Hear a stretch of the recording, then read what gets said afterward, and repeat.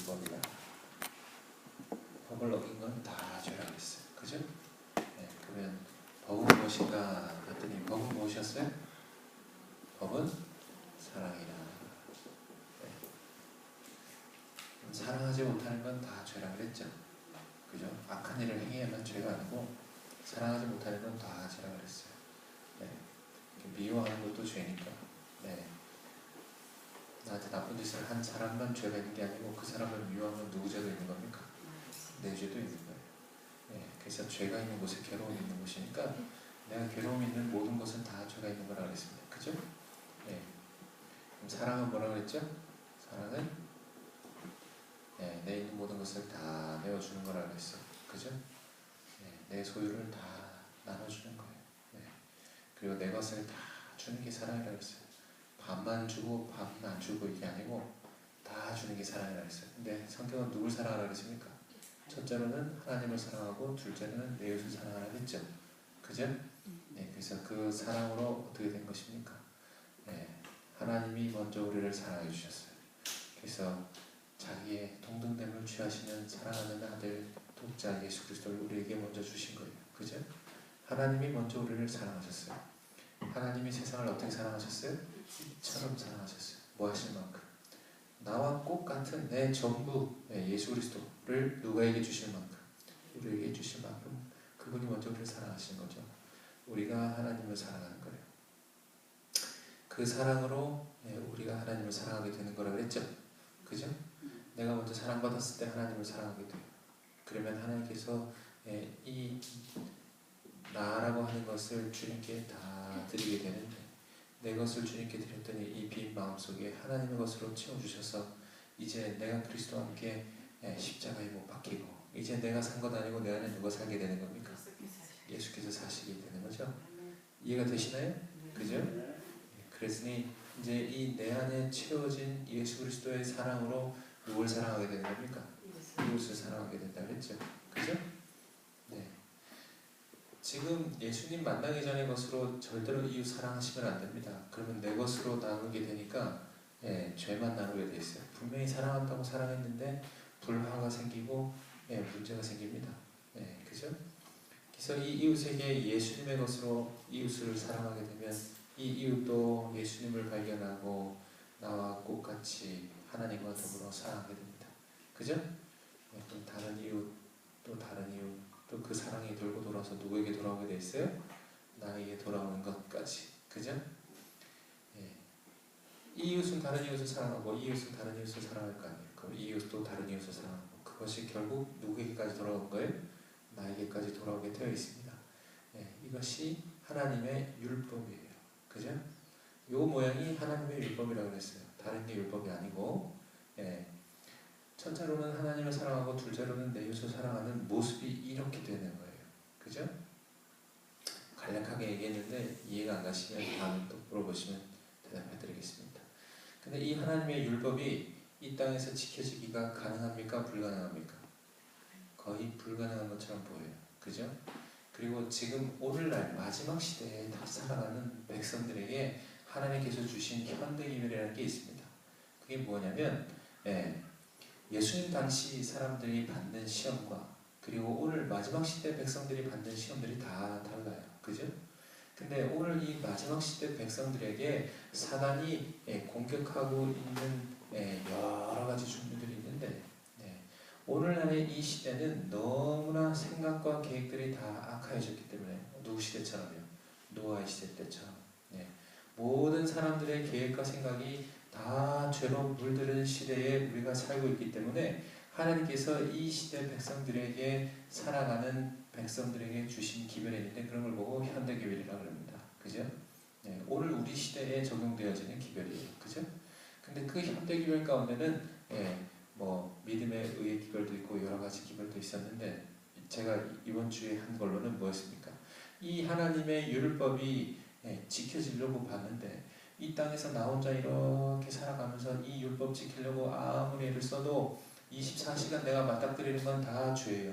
TV를 틀어도 죄, 음식을 먹으려고 해도 죄, 그리고 옆에 사람을 만나도 죄, 학교 가도 직장을 나가도 다 죄와 맞닥뜨려요. 그래서 우리는 이 이와 같은 세상에 홀로 믿음 지키기가 너무나 어려운 실정이 일어났습니다. 그래서 이 하나님의 율법이 지켜지는 공간을 찾기가 너무나 힘들어요.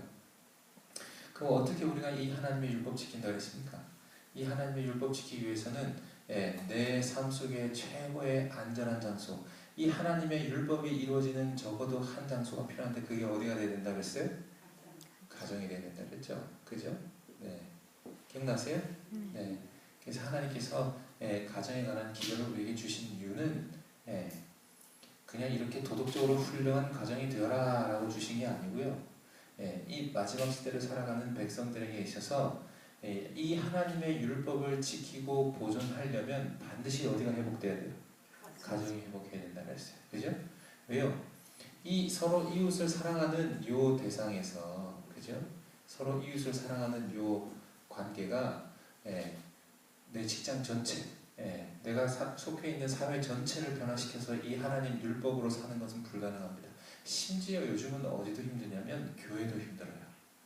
교회 안에서도 이러한 법으로 살기가 너무나 힘들어졌습니다. 그래서 내 있는 모든 것을 다 내어주는 사랑과 또 그 사랑이 순환되어져서 나에게로 다시 돌아오는 이 사랑의 순환, 결국 이 하나님의 율법이 지켜지기 위해서는 어디가 회복하셔야 돼요? 가정이 회복하셔야 되는 거예요. 사회로는 불가능해요. 내가 다니는 직장으로는 불가능해요. 근데 어디는 가능해요? 네, 가정에서는 이 하나님 율법 지키는 게 가능하다고 했어요. 그죠? 가정에서는. 그 가정에서는 하나님 율법 지키는 게 가능하니까 이제 어떻게 됐습니까? 아내와 더불어, 남편과 더불어 온전한 하나님의 법으로 사는 거예요.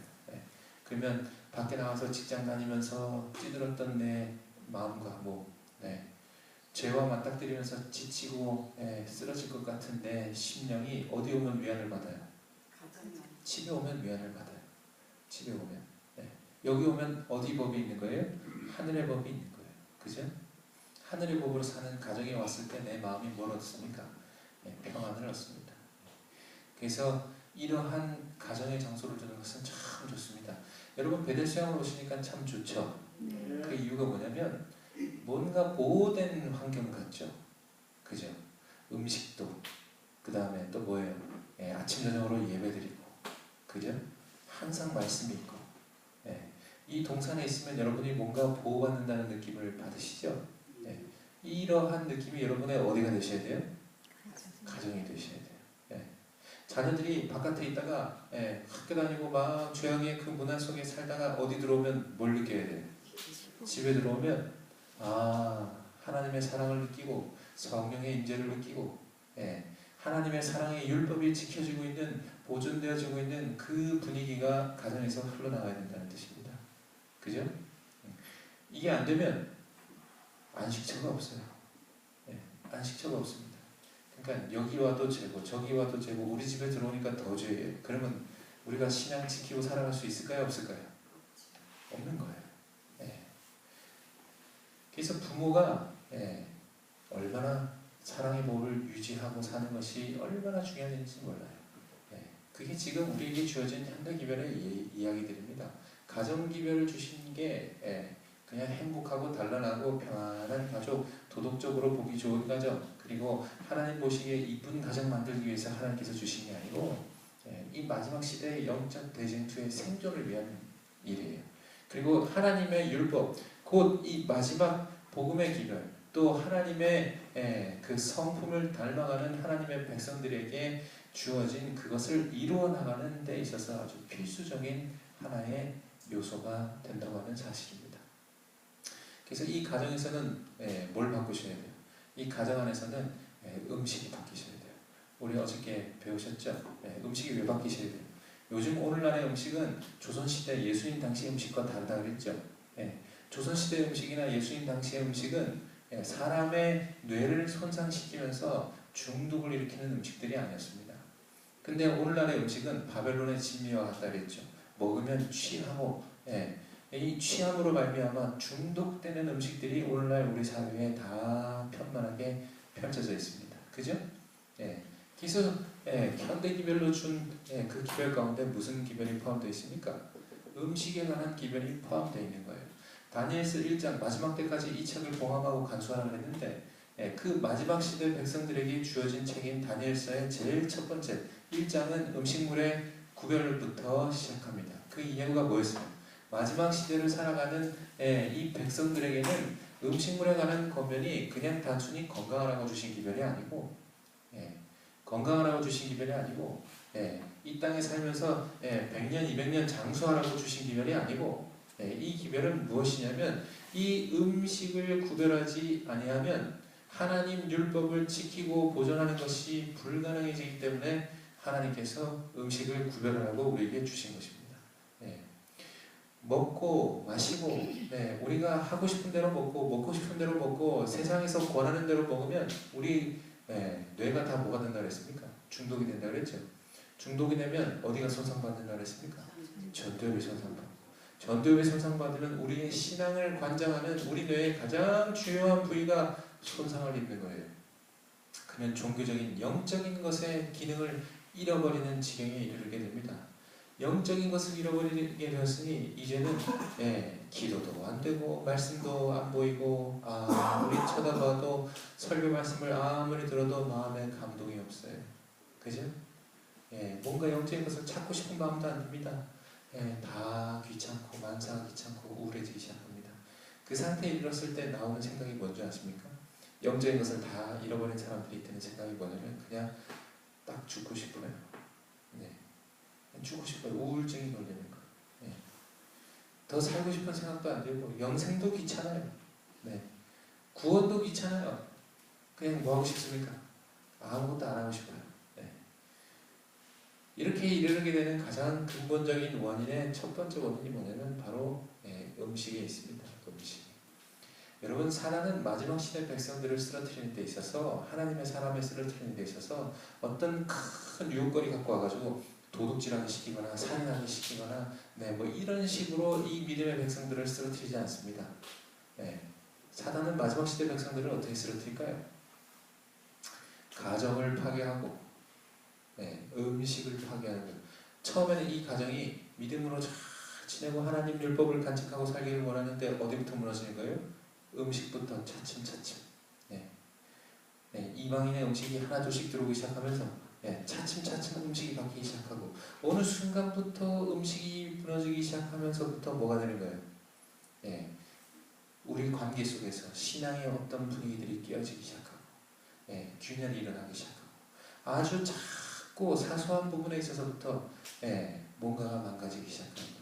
과식하고 많이 먹고 그리고 잘못된 음식을 먹음으로 말미암아서 피곤하니까 다음날 아침 일어나서 예배드리는 분위기가 없어지고, 예를 들면 그런 거예요. 우리 청년들이 늦게까지 뭐 하는 거예요? 잠 안 자고 그 밤에 야식하고 이런 분위기를 통해서 다음날 아침에 예배드리자 하고 모였는데 그 예배 시간에 졸고 있고 정신을 못 차리고 어떻게 되는 거예요? 아주 처음에는 사소한 걸로부터 시작합니다. 아주 사소한 것으로부터 시작해서 이 신앙의 균열이 가기 시작하고 나중 가면 걷잡을 수 없이 뚝이 무너지기 시작하는 겁니다. 성경은 우리에게 뭐 하라고 얘기할까요? 자, 우리 마지막 시대에 살아가는 백성들에게 하나님의 인침을 받아야 됩니다. 이런 기별이 있어요. 그죠? 그러니 이 백성들에게 큰 일을 위하여 준비하십시오. 이렇게 성경은 얘기하지 않습니다. 그 인침받는 백성들의 특징은 무엇이냐면 작은 일에 충성된 자가 큰 일에도 충성되는 법이에요. 성경은 그렇게 증거하고 있습니다. 그러니 오늘날 내가 할 수 있는 영역의 작은 것들에 여러분 충실하시면 큰 일은 하나님께서 만들어 가주시는 것이지 내가 어떤 큰 일을 위해서 내가 이러한 사람이 되겠노라고 작정하고 가시면 여러분 이제 경험하시게 될 것은 실망밖에 없습니다. 오호라 나는 공고한 사람이로다. 누가 이 사망의 몸에서 나를 건져내라 밖에 얘기할 게 없는 거예요. 우리는 뭐 하시는 겁니까? 이 생활의 작은 부분들, 음식 부분. 여러분 그래서 현대기별에 주어지신 부분 뭐 어떻게 나와 있습니까? 음식 부분 나와 있고 또 뭐 나와 있습니까? 의복, 오락, 등등 여가 생활 등등 이런 것들이 다 우리에게 주어졌나요? 다 주어졌죠. 왜요? 이러한 사소한 작은 것들이 뭘 무너뜨리니까? 하나님의 율법을 지키고 보존하는 그 큰 뚝을 무너뜨리기 때문입니다. 이 기별이 그냥 우리에게 그냥 주어진 게 아니고 뭐 하라고 주어진 겁니까? 이 하나님의 율법을 지키고 보존하는, 첫 번째로는 내 마음에 지킬 수 있는, 하나님의 율법을 간직하는. 그래서 누가 우리 안에 계신 거예요? 예수 그리스도께서 우리 안에 계시고 나는 주님께 죽어지는 이 믿음의 의의 역사가 일어나는 게 나에게 먼저 있는 것이고, 그것이 어디에? 가정에게 일어나는 것이고, 가정에서 이 율법이 지키고 보존되어지면 어떤 일이 벌어질까요? 가정이 그것이 지키고 보존되어지니 이제는 뭐가 되냐면 이 가정에서 자녀들에게 교육이 되기 시작합니다. 어떤 교육일까요? 수학 영어 가르치는 그 교육을 말하는 게 아니고 어떤 교육이에요? 하나님의 법을 알아가는 법 교육이에요. 그죠? 하나님의 율법을 가르치는 교육이에요. 우리 자녀들이 이제 세상의 법으로 살아가는 게 아니고 내 자아를 위해 살아가는 법이 아니고 뭘 위해 사는 법을 알게 되는 겁니까? 첫째로는 하나님을 사랑하고 둘째로는 내 이웃을 사랑하는 대우주의 근원인 그 5천원 개를 지탱하고 있는 그 놀라운 하나님의 율법을 이 아이들이 배우게 되는 겁니다. 뭘 통해서요? 가정을 통해서. 가정의 부모님의 모습을 통해서, 그 사랑으로 연합되어 있는 부모의 모습을 바라봄으로 통해서 뭐 하게 되는 거예요? 이 아이들이 교육받죠. 그죠?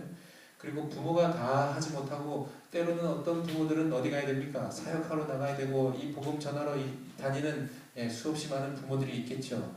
그런 부모들의 사역을 위해서 이 아이들이 위탁되어지는 기관이 실은 삼육학교가 되어야 됐습니다. 그래서 그 삼육학교에 있는 교사들은 부모와 같은 사랑으로 아이들을 가르쳐야 되고 그 표준과 기준이 굉장히 높습니다. 그 부모들은 반드시 이 하나님의 율법을 간직하고 보존하여서 그 학교를 마치 가정과 같이 그 율법이 온전히 존재하는 곳으로 만들어서 이 아이들에게 하나님의 율법의 보호의 테두리 안에서 이 하나님의 율법을 가르쳐주는 공간이 되어야 됐어요. 그죠? 그것을 위한 교육적 사명과 그 교사들의 자질의 모습과 그리고 학교의 모습이 어떠해야 되는지를 우리 현대기별로 오늘날 우리에게 주어진 겁니다. 근데 안타깝게도 이것이 잘 안 되고 있죠. 그죠? 이런 교육기관이 있어야 우리 가정에서 모든 부모가 다 아이들 교육에만 매달리고 살 수는 없으니까. 그죠? 그래서 누구는 나가서 복음 전도 사업도 해야 되고, 누구는 사도 바울처럼 일하기도 해야 되고, 누구는 베드로처럼 일하기도 해야 되고, 이런 일을 할 때 그 자녀들을 하나님께서 키우고 양육하시는 이 교육기관이 서야 된다 얘기하는 거죠. 또 이 교육을 통해서 이러한 가정과 이러한 교육기관이 만나서 어떤 사람들을 만들어내는 겁니까?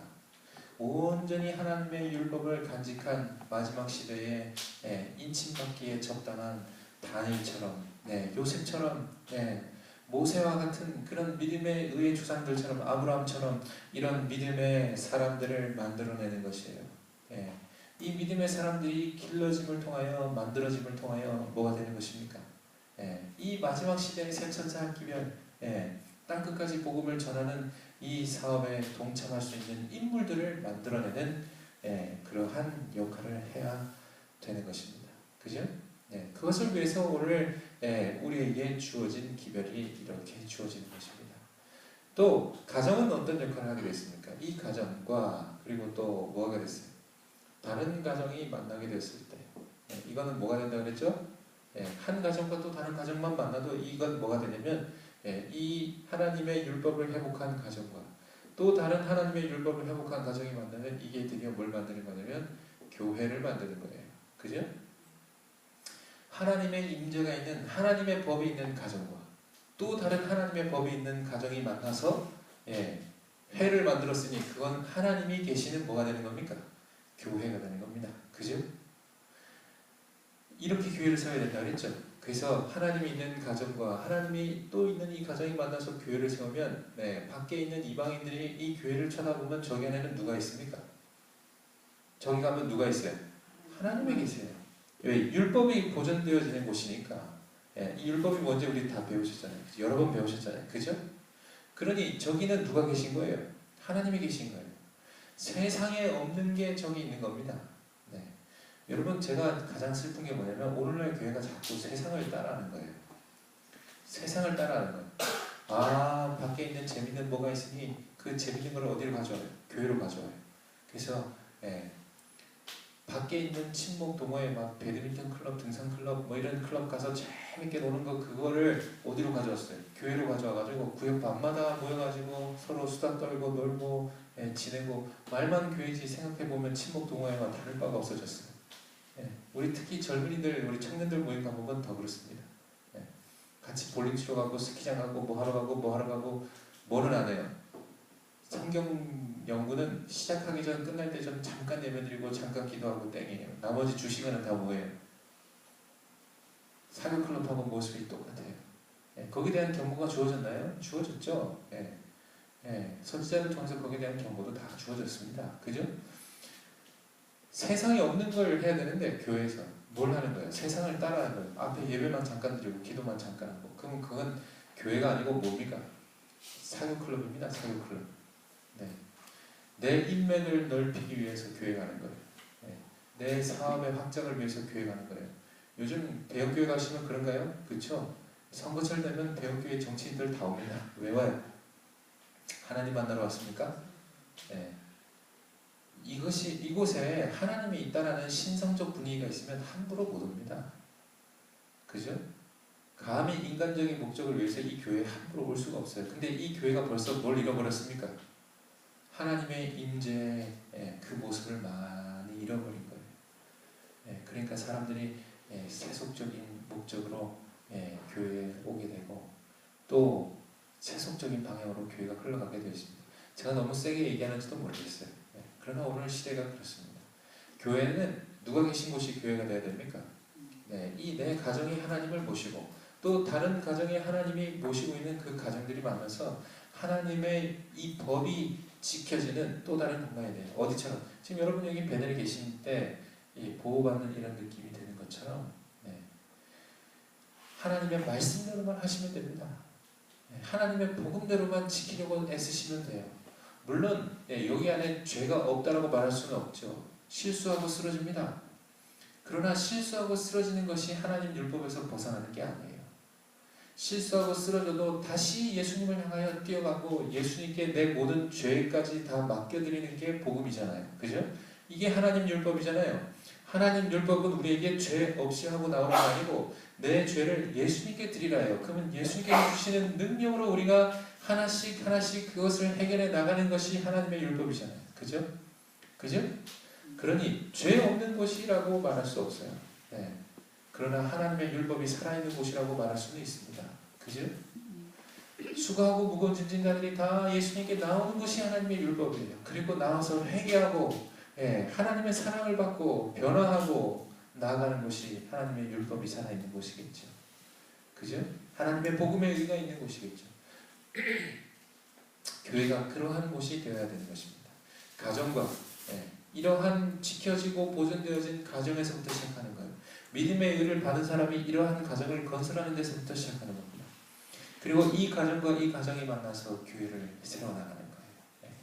이 교회가 결국은 어디를 하나님의 법으로 물들게 할까요? 세상을 향하여 하나님의 율법이 무엇인지를 선포하는 역할을 하라고 하나님께서 교회를 세우셨습니다. 너희는 세상의 빛이라 하면서 뭐 하는 거예요? 참된 율법이 무엇인지, 참된 복음이 무엇인지, 참된 진리가 무엇인지를 세상을 향하여 이렇게 들려줘서 빛을 발하는 겁니다. 그래서 사람들이 교회를 쳐다봤을 때 하나님의 율법은 저런 것이구나, 하나님의 사랑은 저런 것이구나, 근데 내가 살고 있는 이 땅의 세상의 법은, 죄악의 법은 이런 것이구나. 두 개를 뭐 할 수 있게 됩니까? 비교하여 볼 수 있게 되는 거예요. 하나님의 진리는 저런 것이고 사랑은 저런 것이고 지금 내가 땅에 살고 있는 건 이런 것이구나. 그럼 이 사람들에게 뭐 할 수 있는 길이 열리게 됩니까? 비교하여 선택할 수 있는 길이 열리게 되는데 만약에 교회가 그 맛을 잃어버리고 빛을 잃어버리면 어떻게 됩니까? 세상을 쳐다보나 교회를 쳐다보나 비슷한 거예요. 여길 보나 법이 똑같아요. 사랑의 법은 없고 무슨 법만 있어요? 죄의 법만 있어요. 교회를 세습하고 교회를 사고 팔고 그다음 또 뭐 하는 거예요? 정치적인 그런 알력 다툼들이 교회 안에 있고 싸움과 분쟁이 교회에 있고, 그러면 이 교회는 하나님의 임재를 잃어버린 교회가 되겠죠. 그죠? 이런 교회를 향하여 하나님께서 뭐 하실까요? 눈물을 흘리고 슬퍼하신다 그랬죠. 기억나세요? 예수님께서 예루살렘 향하여 이렇게 올라가실 때 사람들이 호산나 호산나 외칠 때 예수님께서 예루살렘의 성전을 보고 뭐 하셨다 그랬어요? 터져나오는 울음을 참지 못하고 막 우시는 거예요. 그곳에 뭐가 없기 때문에 그래요? 하나님의 임재가 없기 때문에. 하나님의 임재가 없기 때문에. 오늘날 이 교회를 향하여 그와 같이 슬피 우는 일이 없기를 저는 간절히 바라고 있습니다. 여러분들이 가서 가정을 세우셔야 돼요. 가정 안에서는 뭐 하셔야 돼요? 작은 것부터 충실하셔야 돼요. 다른 것 아니고 이게 지켜 행해야 된다는 의무감으로 하시는 게 아니고 내가 이러한 행위를 하겠노라고 하는 그런 의무감에서 하시는 게 아니고 뭘로 하셔야 됩니까? 하나님의 율법을 지키고 보존하기 위한 그 목적으로 여러분 하셔야 돼요. 사랑하기 위하여 하셔야 됩니다. 음식이 망가지면 사랑이 안 되는 줄로 여러분 배우셨어요. 그죠? 내 생활의 작은 습관들이 무너지면 사랑이 안 되는 걸로 여러분 배우셨어요. 그러니 사랑을 위하여 여러분 기꺼이 내 인생, 내 하고 싶은 것, 내 좋은 것 주님 앞에 드려지는 이런 것이 해결하겠죠. 하나님께서 더 놀라운 사랑으로 우리에게 채워주실 겁니다. 이거 믿음의 의로 하시는 거예요. 믿음의 의로 이 작은 것들에 충실함으로 여러분이 행하시면 이 가정이 세워지고 이 가정이 세워진 한 가정과 한 가정을 통해 뭐가 만들어지고 교회가 만들어지고 이러한 가정을 통해 태어난 자녀들이 교육받아서 나중에 하나님의 의의 백성으로 서게 되는 놀라운 역사가 있게 될 것입니다. 이것이 오늘날 우리에게 주어진 우리 시대의 기별이에요. 사단이 무엇으로 우리를 공격할지 하나님은 이미 아시고 계셨습니다. 그래서 그러한 모든 부분에 있어서 하나님께서 이미 우리에게 대비책을 주시고 뭘 주셨습니까? 돌파구를 이미 주셨어요. 돌파구를 주셔서 이 말씀대로 지키고 순종하고 하나님 말씀 따라 사는 모든 백성들은요, 이 하나님의 율법 안에서 보호함을 받을 겁니다. 보호함을 받을 거예요. 그 어떤 사단의 유혹이 있다 할지라도 능히 승리할 수 있는 힘을 얻게 될 거예요. 구름 기둥과 불 기둥 보고 이렇게 그분이 가시는 대로 따라가면 그 어떤 이방 민족도 이스라엘 백성을 칠 수 없는 거예요. 침략할 수 없는 겁니다. 우리의 마음속에 우리가 하나님의 마음과 예수 그리스도의 이 사랑과 이 율법을 지키고 사는 이 백성들에게 사단의 율법이 침노하여서 우리의 마음을 다운시키고 낙담시키고 할 수가 없는 것입니다. 우리가 뭐하면요, 이 하나님 말씀대로 이 목적대로 여러분 충실하고자 하시는 모든 분들에게 그 주어주신 말씀 따라 살기로 작정한 모든 사람들에게 하나님께서 이스라엘 백성과 같은 안위와 또 이스라엘 백성과 같은 치유와 이스라엘 백성과 같은 그런 구원의 모습을 우리에게 주실 것입니다. 그러니까 더불어서 제가 말씀드렸던 게 뭐예요? 무엇을 먹을까 무엇을 마실까 염려할 필요도 없다 그랬죠. 이렇게 하나님 따라 사는 사람들은 하늘에서 만나가 내리고 반석에서 물이 날 거라고 했습니다. 마지막 시대 백성들에게는 더 큰 기적도 보게 될 거라 예수님께서 말씀해 주셨습니다. 그리고 이스라엘 백성들에게 단 한 명에게도 질병이 내리지 아니하고 슬리퍼가 해지도 않고 옷이 해지도 않는 것처럼 하나님께서 우리를 치료하시는 하나님이 되실 것이고 또 우리의 그 어떤 것도 상하지 않는 지키고 보호하시는 하나님의 능력이 될 거라고 약속해 주셨어요. 그죠? 성경이 다 그렇게 기록되어 있나요?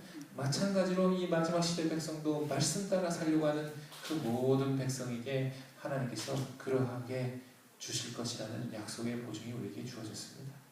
그러니 우리는 뭐 할 필요가 없습니까? 아무것도 염려할 필요가 없어요. 무엇을 먹을까 마실까 염려할 필요도 없고 내가 병 걸릴까 내가 내 옷이 해질까 길 가는데 산짐승이 나오지 않을까 걱정할 필요가 없는 것처럼 아무 걱정할 필요도 없는 겁니다. 그렇게 하나님을 신뢰함으로 안식하는 사람들이 지키는 날이 뭐냐면 안식일입니다. 그냥 토요일날 교회 가가지고 여전히 불안하고 여전히 초조하고 아무런 믿음에 의해 증거도 없이 그냥 토요일날 교회만 참석하는 게 안식일을 지키는 게 아니고요. 예. 이러한 믿음으로 모든 것 하나님께 다 드리고 내가 아무 일도 하지 않아도 하나님께서 나를 지키시고 보호하시고 입히시고 먹이시고 예. 내 모든 사소한 것 하나까지 내 머리카락 하나까지 세심받은 그 사랑의 깊이를 아는 자만이 이 참된 안식에 참여할 수 있는 겁니다. 하나님의 창조주를 기억하고 그분의 능력을 기억하니 아무런 염려가 할 필요 없는 거예요. 그지? 예. 그러한 모습으로 사는 백성들이 되라고 하나님께서 오늘날 우리에게 이러한 현대 기별을 주신 겁니다. 예. 여러분 이 기별을 잘 이해하시게 되기를 간절히 바랍니다. 예. 이 기별을 잘 이해하시게 되기를 바랍니다.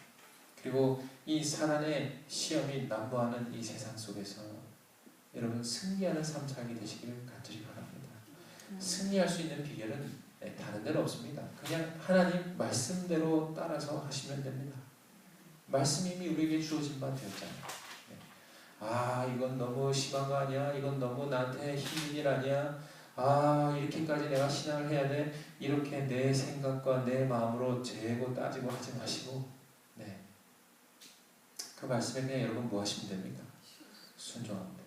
이 음식물 기억하라고 했더니 사람들이 저한테 와서 뭐 많이 물어본 줄 아십니까? 네, 제가 여기 그 프레젠테이션 해가지고 소고기 먹지 말라, 닭고기 먹지 말라 이렇게 말씀드리면 저한테 와서 꼭 질문하시는 게 뭐냐면 오리고기는 어떻게 됩니까? 이렇게 물으세요. 오리고기는 어떻게 됩니까? 네. 뭐 염소고기는 어떻게 됩니까? 저한테 막 물어요. 네. 그 얘기는 무슨 뜻입니까? 네. 하나님의 말씀을 온전히 그냥 모아겠다는 뜻이 아니고 순종하겠다는 뜻이 아니고 거기서 새끼를 한번 내보겠다는 거예요. 누가? 내가. 새끼를 내가지고 그 하나님의 말씀을 그냥 순수하게 받아들이고 그대로 지키겠다 이런 뜻이 아니고 뭐 하겠다는 겁니까? 내 갖고 있는 이 마음, 고기 먹고 싶은 이 마음을 뭐 하고 싶지 않다는 뜻이 포기하고 싶지 않다는 뜻이 포기하고 싶지 않다는 뜻이 때로는 마음에서도 그렇습니다. 마음에서도 이런 게 죄입니다. 이런 건 죄의 마음입니다. 내 자아의 문제 아니겠습니까? 이러면 자기 합리화를 계속해요. 그래도 나는 이런 마음에서 한 건데 그러면 괜찮지 않을까? 완전히 이런 것만 있는 건 아니야. 이런 것도 있는데 그럼 괜찮지 않을까? 그러면서 뭐 하냐면 반은 선한 마음, 반은 악한 마음을 동시에 가지고 있어요. 이런 걸 보고 뭐라 그럴까요? 우리 어제 상담하면서 한 분에게 말씀드렸는데 이런 걸 보고 뭐라 그러냐면 바벨론이라고 합니다. 바벨론의 뜻이 무엇인지 아십니까? 섞인 걸 말해요. 섞인 것이 뭐예요? 바벨론이에요. 그러니까 사단은 우리 마지막 시대 백성들에게 뭘 만들고 싶을까요? 반은 진리로, 반은 뭐로? 죄로. 그죠? 섞어서 사람들에게 뭐만 보게 합니까? 아 그래도 넌 착한 의도에서 했잖아. 선한 의도에서 했잖아. 그러니 너는 뭐야? 착한 일 했어. 누구만 아니하는 거예요? 나만 스스로 아니하는 겁니다. 그리고 뭐는 버리고 싶어 하지 않아요? 죄는 버리고 싶어 하지 않아요. 이런 것이 아닙니다. 이런 것이 아니고 정말 순수하게 구름기둥 가면 그냥 그대로 가야 돼요. 따라가야 돼요. 불기둥 가면 그대로 따라가는 겁니다. 한참 뒤쳐져가지고 아 구름기둥이 저쪽에서 우회전하면 내가 지름길로 따라가야지 이렇게 하는 게 아니에요. 그냥 오늘 가는 그 구름기둥 밑에 그 불기둥 아래 있을 때 내가 제일 안전한 겁니다. 뒤로 쳐지면 이방족 속들이 와서 그 뒤로 쳐진 사람들을 다 죽였어요. 쳐지면 죽는 거예요. 뭐 해야 돼? 빨리빨리 뭐 해야 돼? 따라가야 돼요. 뭘요? 구름기둥 불기둥을. 오늘날의 구름기둥 불기둥이 무엇입니까? 하나님의 뭐예요? 말씀이잖아요. 우리에게 주어진 기별이잖아요. 그 기별 안에 여러분 거하셔야 됩니다. 내 생각과 내 방법대로 저기 언덕 위에 올라와서 구름기둥 불기둥 찾아보면서 구름기둥이 저쪽 가니까 저쪽 우회전하면 난 지름길로 이렇게 돌아가야지. 그럼 그 지름길로 돌아가는 동안 뭐 할까요? 하나님의 보호하시는 손길에서 다 잃어버린 바 되어지게 됩니다. 우리의 가장 안전한 곳은 어디입니까? 그 하나님, 살아계신 하나님의 말씀 곁에 있을 때 우리는 가장 안전한 겁니다. 여러분 그래서 그 말씀 따라 살기를 여러분 작정하시게 되길 바랍니다. 베델에서 배우셨으면 배우신 대로 베델에서 배운 게 아니죠. 말씀을 통해서 배우셨으면 하나님의 성경 말씀의 그러함을 여러분 깨달으셨으면 그 말씀대로 하시기로 결심하시게 되기를 간절히 바랍니다. 여러분이 그곳에 계실 때 그곳이 가장 안전한 것이, 가장 안전하고 하늘 가기에 가장 적합한 장소가 되는 겁니다. 여러분 이 동산에서 내려가셔도 여러분 가정이 이 동산과 같이 음식이 있게 바뀌셔야 되고 온 가족이 다, 그죠? 그리고 아침 저녁으로 여러분 뭐 이러시면 안 될까요? 말씀. 아버지가 설교자가 되셔야 돼요. 어머니가 설교자가 되셔야 됩니다. 누구에게? 자녀들에게. 설교자가 다른 게 설교자가 아니고 여러분 배운 게 있잖아요. 복음의 귀한 진리를 깨달은 게 있잖아요. 그럼 그것을 함께 나누는 거예요. 사람의 마음을 감동시키고 그들에게 변화를 주는 것은 성령의 역할이지 어떤 언어적 스킬이 아닙니다. 아, 나는 혀가 둔해서 못합니다. 이 누가 했단 말이에요?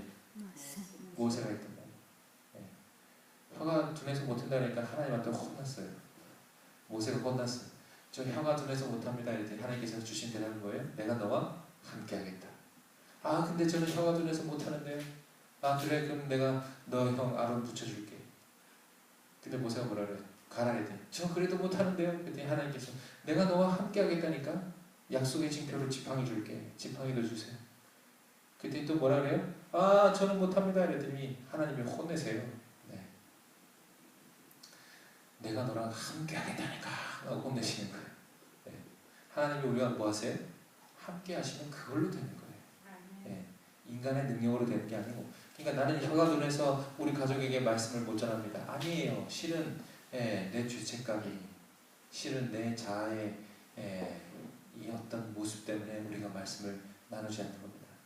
가족들끼리 모이셔서 반드시 여러분 뭐 하셔야 돼요? 아침 저녁으로 지금 베델처럼 하나님의 재단을 쌓고 말씀을 가지고 하루를 시작하시고 말씀을 가지고 하루를 마감하시고 또 하루 종일 사시면서 하나님의 말씀대로 말씀을 공부하시고 연구하시고 읽으시고 그 말씀대로 내가 살고 있는가 아니한가를 비추어보고 또 우리 가족들이 함께 모여서 하나님의 율법을 회복하시고, 그렇게 회복되어진 가정이 병도 낫고요. 회복이에요. 회복. 지금 내가 가지고 있는 이 병을 진짜로 나오시려면 이런 것들이 변하셔야 돼요. 아니면 여러분 지금 베델에서 암도해가 쭉쭉 줄었다고 해봅시다. 자가면역도 좋아지고 피부병도 낫고 뭐 혈관병도 낫고 다 낫다고 해봅시다. 그 다음에 어디 가면 다시 재발해요. 집을 돌아가면 여기서 하산하시면 다시 또 재발하는 거예요. 진짜 치료 맞습니까? 아닙니까? 아니에요. 병원하고 다를 바가 뭐 있어요. 증상만 좋아졌다가 가니까 또 심해졌어요. 근본적인 병이 치료되셔야죠. 근본적인 병의 치료는 뭡니까? 내 죄가 하나님 앞에 뭐가 되셔야 돼요? 회개해야죠. 주님 앞에 죄를 드렸으니 이제 나는 죄의 법으로 살지 않냐고. 무슨 법으로 살기로 했습니까? 하나님의 법으로 살기로 작정했잖아요. 그러니 여러분 집에 돌아가시면 가정에서부터 여러분 뭘 회복하셔야 됩니까? 하나님의 율법이 지키고 보존되기 위하여 여러분 발버둥 치셔야 됩니다. 이 하나님의 법을 지키기 위하여 여러분 애쓰셔야 돼요. 그리고 만약 여러분의 가정이 그렇게 변화되었다면 여러분은 승리한 사람이 되는 것입니다. 오늘 내가 하나님의 구름기둥 아래, 그 불기둥, 구름기둥 우산 아래 내가 있는 거예요. 안전한 겁니다.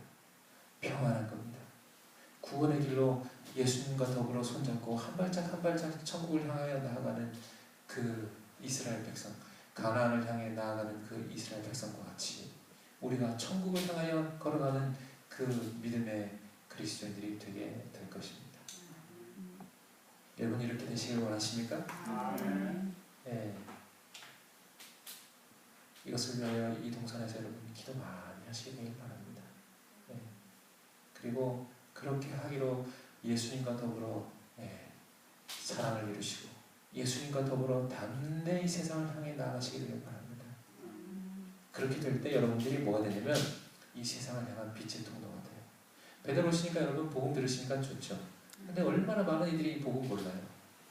그냥 항암제 맞고 병원에서 병실에서 그렇게 고통당하고 투쟁하시다가 그냥 그렇게 속절없이 돌아가시는 분들이 얼마나 많이 계십니까? 복음을 알지 못해서 가슴을 치며 원통한 가슴을 부여잡고 죄의 아픔 속에서 슬피 눈물을 떨구는 영혼들이 얼마나 많이 있습니다. 하루에 죽어가는 영혼들이 얼마나 많습니까? 대한민국의 장례식장이 몇 개나 있어요? 네. 전 세계 장례식장이 몇 개가 있을까요? 그 수없이 많은 영혼들이 하나님의 사랑을 알지 못하고 죽어가고 있지 않습니까? 여러분, 그 세상을 향하여 나눠줄 빛의 가정이 되시게 되기를 간절히 바랍니다. 그 일을 위하여 여러분 이곳에서 기도하시고 결심하시기를 바랍니다. 하나님의 능력이 여러분과 함께 하실 겁니다. 나의 모습은 중요하지 않아요. 출애굽할 때 당시에 조건은 무엇이냐면 하나님 가시는 길로 따라 나서는 게 유일한 조건이었어요. 그래서 이스라엘 백성들, 유대인들만 따라 나왔을까요? 출애굽할 때? 아니에요. 애국 사람도 따라 나온 사람들이 많아요. 열지양 봤더니 누가 하나님이에요? 아, 이스라엘의 하나님이 진짜 하나님이에요. 그러면서 따라 나선 분도 많았어요.